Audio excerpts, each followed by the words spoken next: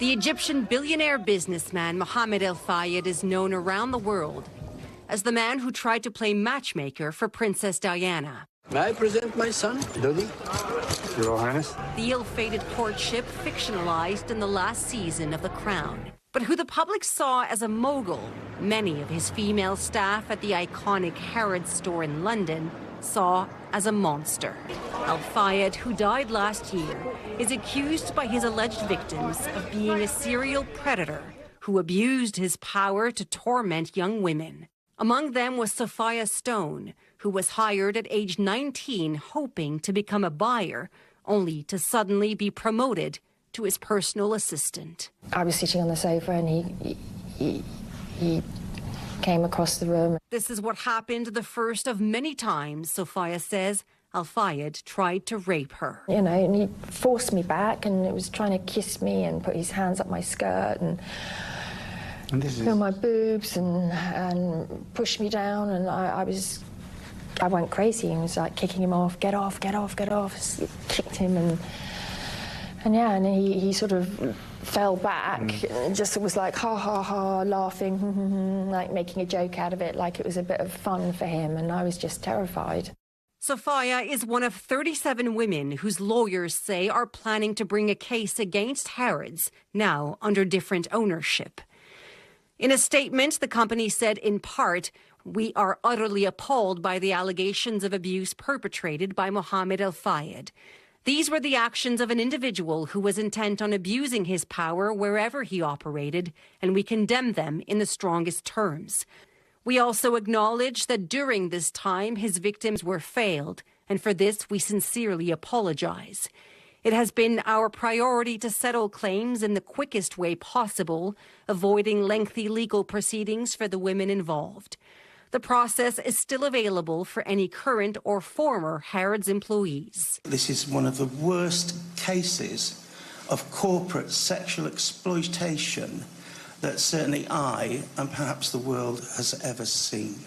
Acting as a consultant for the UK lawyers. Mohamed Al Fayed sex trafficked some of these victims from place to place. Famed American attorney Gloria Allred.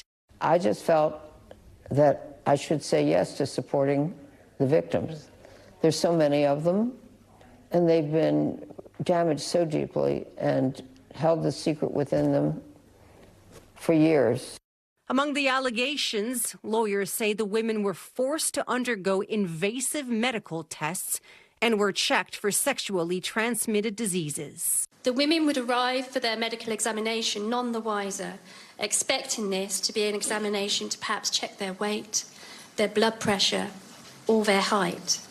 They would then be told that actually the examination would involve a full internal screening, including a full cervical smear, sometimes having their ovaries checked, and a full sexual health screening. The lawyers also say the women were followed by Al Fayed's security team and their phones bugged. With her husband by her side, Sophia explains why it was so hard to leave during her 3 years at Harrods. He had so much control, he had so much power.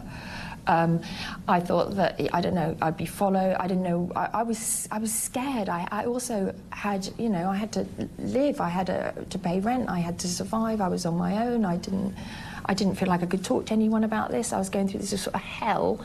Plus, I feel like some part of me is like he kind of brainwashed me to start with. I felt like I had this, I hated him, but I also thought he was like,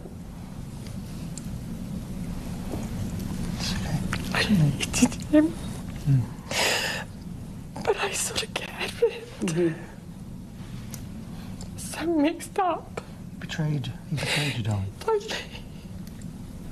I was scared. And you weren't allowed to talk to any other female. Did you know at the time other women were going through this? I guessed. But we couldn't talk. No one could talk. No one spoke to each other. That secrecy wasn't just among colleagues. It was also among American sisters, twins, working at Harrods over the holiday period decades ago. One of the sisters speaking to NBC News on condition of anonymity. He basically kind of grabbed over to kiss me. And at this point, my sister and I had not spoken to each other about anything that had been happening to us leading up to this. May I ask why? I think I was embarrassed. And it sounds crazy, but I didn't want to ruin this opportunity for my sister. Al Fayed, the women say, would ask them to call him Papa. He showered them with gifts and offered to look after them, only to become the one they ultimately needed protection from. I no longer feel afraid, so I speak for my daughters, my nieces, for my good friend Catherine, and all the survivors of sexual abuse in this room today that were silenced for so many years, who suffered at the hand of the predator, Mohamed Al Fayed. Daniele Hamamdjian, NBC News, London.